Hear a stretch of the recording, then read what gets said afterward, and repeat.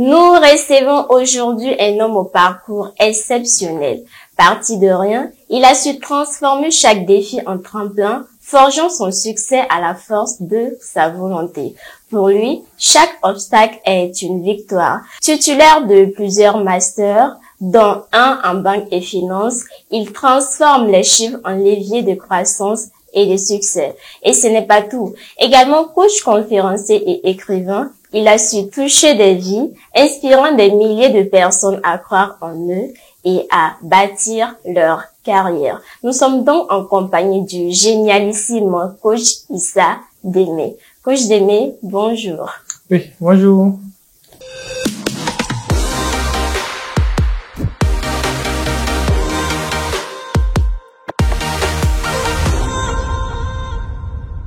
À seulement 32 ans, vous êtes multipotentiel et vous excellez dans tous les domaines que vous touchez. Comment tout cela a commencé? Ok, merci déjà pour cette introduction qui me vend aussi cher. Donc, il faut dire que tout a commencé par une rage de réussir et aussi une ambition aussi de faire et de où je suis quitté, c'est-à-dire de mon parcours personnel, de la famille dans laquelle je suis quitté. Donc, je n'avais pas le choix que de pouvoir, en fait, me donner, au fait, à fond pour pouvoir changer non seulement ma réalité, mais la réalité aussi de toute une famille, de toute une génération. Raison pour laquelle, en fait, je me suis donné l'une des choses qui permet à un être humain de pouvoir surpasser toutes les difficultés, c'est le travail. Car on dit en philosophie, sans travail, l'homme serait confronté à la servitude et à la souffrance. Donc, raison pour laquelle je me suis lancé dans presque beaucoup de domaines à la recherche de ma voie jusqu'à ce que je puisse venir tomber sur le métier de conférencier et de formateur. Beaucoup disent que pour réussir, c'est vrai, la volonté compte. Mais lorsqu'on vient d'une famille pauvre, il y a plus de contraintes. Qu'est-ce que vous pensez de cela? C'est archi vrai parce que au moins si les autres vont arriver à 6 heures, vous allez arriver à 18 heures, puisque vous avez beaucoup, vous avancez en tirant d'autres personnes, mais il y a des gens qui sont déjà propulsés. Moi, je dis que dans le monde, on est à 3 niveaux. On est à moins, on est à 0 et on est à plus. Ceux qui sont nés dans la pauvreté, ils sont nés à moins. C'est-à-dire, ils ont nés trouvé que rien n'est construit. Même ce qui est construit est à reconstruire. Et la famille même compte à ce que eux se développent pour pouvoir les amener vers le développement. Elle se voit. Et il y a, au fait, ceux qui sont nés à 0, ceux qui sont nés trouver que la famille a bâti, mais ils n'ont pas construit quelque chose pour leur avenir.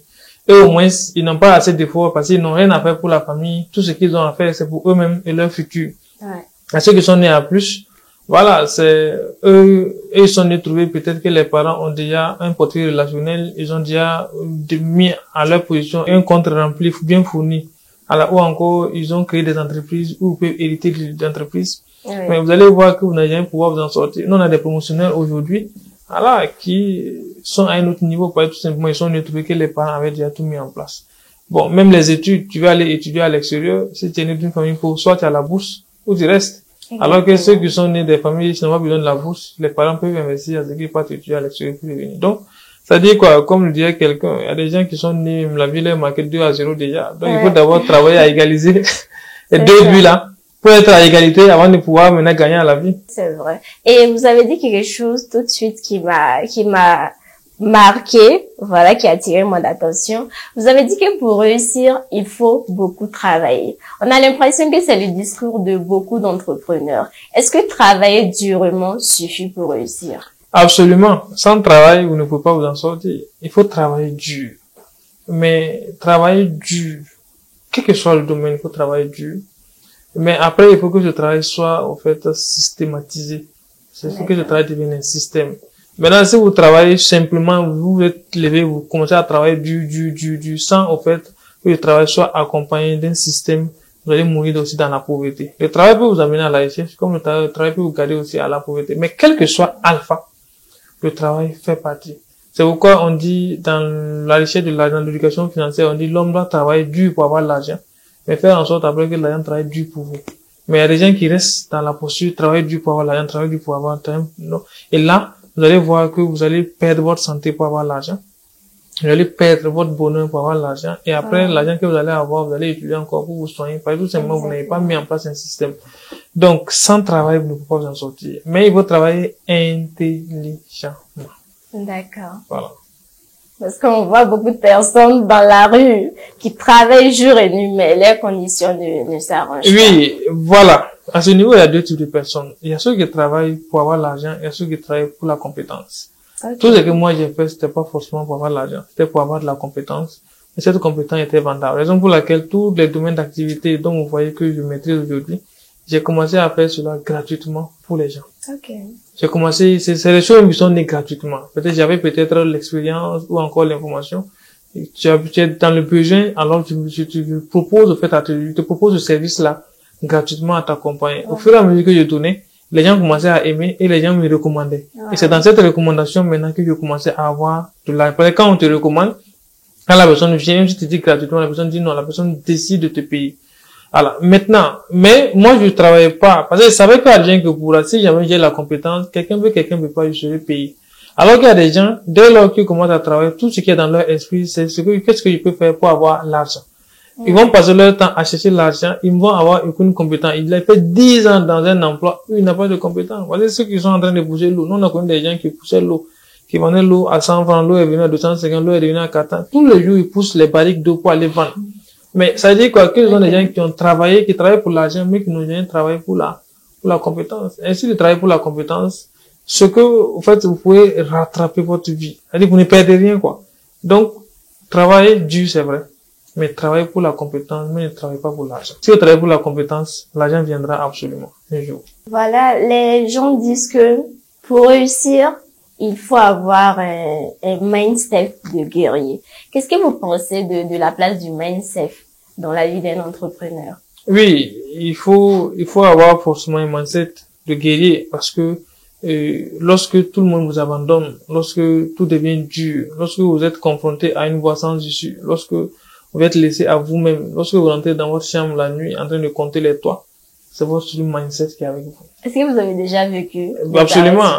Vous saviez, je vous explique une histoire. Quand j'ai ouvert mon secrétariat en 2016-2017, je n'avais pas d'électricité. Je vivais dans un quartier non loti et j'avais payé en son temps une petite plaque solaire avec une batterie. D'accord. C'est bon? Et il fallait, plus souvent, je partais charger mon ordinateur et je venais travailler dans le secrétariat la nuit. Il fallait de la lumière.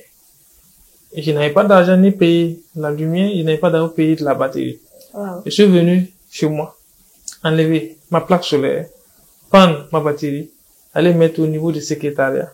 Et je travaille avec ça la nuit. Et quand il rentre la nuit pour dormir, je travaille au secrétariat avec ça. Et la nuit, quand il rentre pour dormir, c'était mon portable que j'allumais comme lumière pour pouvoir dormir. Wow. Et j'ai fait 3 mois dans ça. Où je dormais, c'est-à-dire de juillet, quand j'ai 3 mois, de juillet à septembre. C'est en septembre que j'ai pu avoir l'argent pour payer une batterie pour pouvoir mettre. Une batterie de combien? C'était 15 000 francs la batterie. Donc, mais quand tu rentres dans ce genre de choses, vous voyez, c'était dans la chaleur. Tu peux dormir dans la chaleur, sans lumière. Et tu te lèves encore, et je me levais, je me vestais, et je me cravatais, et sortais encore pour aller affronter le monde réel. Ça vous voyez un peu. Mais, quand vous rentrez, vous comptez les toits. Vous demandez, mais attends, et puis j'avais une licence. Mais j'ai poussé pourquoi? Pendant toutes ces années-là, j'ai fait quoi? Là, je vois. Mais, quand tu te lèves le matin, qu'est-ce qui t'amène à dormir dans le noir, dans la chaleur? Et tu te lèves encore, tu te laves, tu scies ta chaussure, tu te vestes et tu sors. C'est le mindset. Là, je vois. Pour dire que j'ai foi que demain sera radieux. Donc, je vis ma réalité de demain. Vous voyez, dans le noir, et je portais ma veste, et je sortais, et j'ai animé des émissions dans ça. Wow. Ça vous voyez un peu. Donc, tout entrepreneur aujourd'hui qui a un succès est forcément passé par cette étape. C'est pourquoi on va vous dire qu'il y a certains entrepreneurs qui ont commencé leur entreprise dans leur garage. Voilà. D'autres ont commencé dans leur chambre. Est-ce que vous voyez, le nombre d'entrepreneurs que moi je comprends qui ont commencé leur entreprise dans leur chambre, ils sont nombreux, dans leur salon, ils sont nombreux, d'autres ont commencé à former dans leur salon, mais aujourd'hui, qui ont des entreprises qui emploient, en fait, des centaines, d'autres même des milliers de personnes. Maintenant, ce qui te permet les gens ordinaires ne peuvent pas comprendre cela. Les gens ne peuvent pas comprendre cette difficulté-là. Mais pendant cette difficulté, la seule chose que vous avez, c'est votre mindset. C'est pourquoi Macron disait que souvent tu rentres la nuit. C'est bon? Et lui, il explique que lui est comme un entrepreneur. Tu rentres la nuit souvent sans espoir. C'est quand tu rentres chez toi, tu es assis face à ta réalité. Dehors, c'est une illusion. Oui. Mais chez toi, c'est la réalité. Tu pars t'asseoir dans une maison où tu n'as même pas de chaise pour t'asseoir. C'est un tabouret que tu t'assois là-dessus. Tu n'as pas de lumière. Tu n'as pas de ventilo. Ça, c'est ta réalité. En fait, souvent, ce qui fait le plus mal, c'est pas la réalité en elle-même. C'est le temps que ça prend. C'est pouvoir supporter ça dans la constance. Comment vous avez fait pour y arriver? C'était juste, j'avais foi à là où je partais et je savais qu'un jour ça allait être radieux. Voilà. Les gens voyaient autre chose, mais moi je me voyais loin. Et je voyais, j'avais cette foi-là. Et que la voie que j'avais prise n'était pas une voie par erreur, mais c'était une voie sincère. Donc, les gens, je m'en foutais pas mal de ce que les gens disaient. D'autres partaient le temps à m'insulter. J'ai été insulté, tu as une licence, va travailler, c'est parce que tu as peur de la galère que tu veux faire ça. Mais, nous, on savait où on partait. C'est pourquoi on dit que la vue est la fonction du corps et la vision est la fonction de l'esprit. Et le succès n'est rien d'autre que de travailler à ce que cette vision de l'esprit devienne la vision du corps. Les entrepreneurs ont une seule chose très importante qui est essentiellement la vision. Et c'est cette vision qui les amène à tenir, cette vision qui les amène en fait à supporter au fait des difficultés, des obstacles. Donc, si vous avez une vision, alors si c'est accompagné d'action, rien ne peut vous empêcher de réussir. Merci. Vous êtes également écrivain. Est-ce que l'écriture est pour vous un prolongement du coaching? Oui, j'ai déjà 18 livres. 18 livres. 18 livres. Waouh. Voilà. Donc, l'écriture était une passion. Bon, les gens n'ont pas compris parce que l'écriture était une passion depuis quand j'étais en classe de seconde que l'amour de l'écriture est né. J'ai tenté de mettre à l'école le club des écrivains, à l'école en son temps, un journal plutôt, et ça n'a pas marché parce que on avait eu des difficultés. Et quand j'ai fini à ma licence, après ma licence, quand je partais à la bibliothèque tous les jours et je voyais les livres déposés, je disais, mais attends. Et quand je prenais, je regardais derrière, je voyais que c'était des hommes comme moi aussi qui avaient écrit. Je dis, bon, je ne finirai pas mon master sans aussi que mon livre soit dans cette bibliothèque. Wow. Voilà. Et le dernier cours du master 2, je suis allé déposer mon livre à la bibliothèque. J'ai tout fait pour que le livre soit prêt avant le dernier cours du master. Et voici d'où est né. Et l'écriture est une façon pour moi d'exprimer ce que je pense, de toucher à d'autres personnes qui n'ont pas l'opportunité de suivre mes conférences, qui n'ont pas l'opportunité de suivre mes formations, qui n'ont pas l'opportunité de participer à mes certificats. C'est un moyen pour moi, en fait, de les toucher et de les changer. Dans tout ce qu'on fait dans cette vie-là, c'est de chercher tout simplement, au fait, à apporter sa touche à l'évolution du monde. Voici un élément très important pour tous les entrepreneurs. Qu'est-ce que je peux faire pour améliorer le monde? Si chacun se posait cette question, il serait à un autre niveau dans la vie. Donc moi, tout ce que je fais, c'est d'apporter ma touche à l'évolution et à l'épanouissement, au fait, des êtres humains. Parce que c'est l'important de la vie. Et parmi vos livres, lequel pensez-vous que le public aime plus? Les livres, bon, il y en a beaucoup quand même, hein. Il y en a beaucoup. Mais si on peut dire des livres dont moi je suis fier, je peux peut-être répondre à ça. Il y a 2 livres au moins que j'ai, mes 2, se connecter à l'Africain. Bon, il y a 3 livres, je peux dire, que j'ai écrit et dont moi je suis tellement fier. C'est Vivre l'abondance financière, se connecter à l'Africain de la richesse et la spiritualité de la richesse. Les 3 livres sont des livres dont je remercie l'univers. Mais parmi ces 3, ce que je peux dire que l'univers m'a vraiment accompagné, c'est la spiritualité de la richesse, parce que à l'intérieur, c'est un peu miraculeux, parce que les messages me sont venus de façon intuitive pour que le livre puisse être écrit. Voilà, donc c'est un livre purement mystique et qui change des vies. Donc ça, au moins, je remercie. Il y a quelqu'un qui m'a dit que parmi tous tes livres, je me demande si un jour tu pourras écrire encore un livre à la hauteur de ce livre-là, parce que c'est un livre d'une autre dimension. Donc, c'était un grand spirituel qui l'a lu et qui m'a fait ce témoignage-là. Lui, il a lu ce témoignage. La question qu'il est venue, est-ce qu'un jour je pourrais encore écrire un livre à la hauteur, en fait, de ce livre-là? Donc, c'est vraiment une fierté. Voilà, vous enseignez également la finance et la banque. Qu'est-ce qui vous passionne dans ce domaine?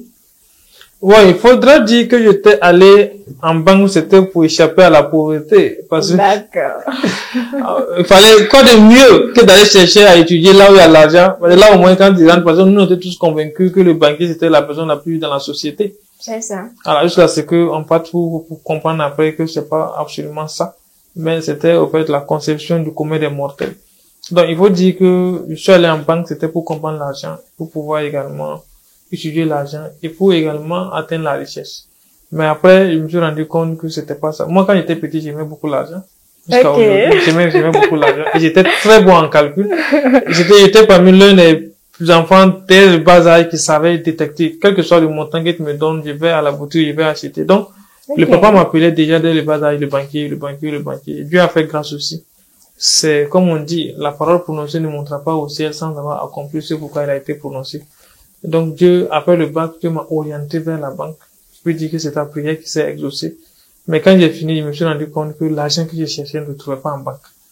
Voilà. Wow. Donc, il fallait maintenant aller laisser la banque pour aller chercher l'argent ailleurs. D'accord, coach. On est pris par le temps. Si vous avez un dernier conseil à donner aux jeunes entrepreneurs qui peinent à s'en sortir, quel serait ce conseil? En fait, aujourd'hui, de là où on est quitté à là où on est aujourd'hui, moi, quand je vois quelqu'un, je lui dis c'est possible. Tout est possible dans cette chose. L'essentiel, c'est d'avoir la vision et d'accepter, embrasser la souffrance. Nous, on a embrassé la souffrance. On a embrassé la douleur. Et je voyais, on a accepté aller à la douleur. Et comme le dit Roméo Choiseul, tu décides d'être chic, c'est-à-dire d'aller au choc, c'est que tu vas échouer. Et il leur dit aussi ils vont échouer. Et que l'échec, au fait, ne les anéantisse pas, mais que l'échec les aide à pouvoir se relever et à toujours continuer. Et que la vision est leur seule arme. S'ils ont la vision va créer le rêve, et si ça accompagne d'action, rien ne peut les empêcher d'être un modèle ou une réussite dans la société. Donc, c'est leur dire persévérance, persévérance, persévérance. Merci, coach. Donc, embrassez la souffrance, embrassez les difficultés. Au bout de l'effort, vous réussirez forcément. Merci pour ce moment de partage. Rendez-vous bientôt. Bye bye.